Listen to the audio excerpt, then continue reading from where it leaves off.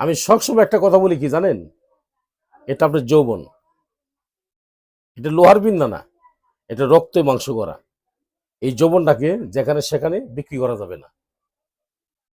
এই যৌবন একটা হিসাব আছে, যৌবন গেলে যৌবন পাওয়া যায় না। তাই আমি আপনাকে অনুরোধ করি,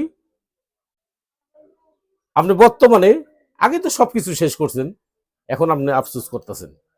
স্ত্রী সবাসে গেলে বেশিক্ষণ টাইম নিতে পারেন না, সময় স্ত্রী আপনার সঙ্গে গালাগালি পারে, পেঁচাল পারে, পারো না হইতে কেন আসো, তুমি আলাদা বিছনায় থাকো, মানিজ্যতার প্রশ্ন। এই সমস্ত কথা যখন স্ত্রী বলে তখন কতটুকু খারাপ লাগে যে আগে কি করছিলাম, কি ভুলগুলো করছিলাম। দাদা, সমস্যা থাকলে সমাধান আছে। আপনি চিকিৎসা নেন, ন্যাচারাল ওষুধ খান, গাছ গাছের ওষুধ খান। আপনি কখনো ওয়ান টাইম কি স্ত্রীকে শান্তি দেওয়ার চেষ্টা করবেন না, এটা তো ক্ষণিকের জন্য। এই সমস্ত জিনিস খাইলে আপনি দেহের ভিতর থেকে হরমোন, ক্যালোরি এটা বের হয়ে যাবে অতিরিক্ত। তখন আপনি কি হবেন, মানসিক ভারসাম্য হারিয়ে ফেলবেন। আমি অনুরোধ করি চিকিৎসা নেন, জামালপুর রেল স্টেশন, আমি মোহাম্মদ বেলাল কবিরাজ, আমার সাথে একটু পরামর্শ নেন।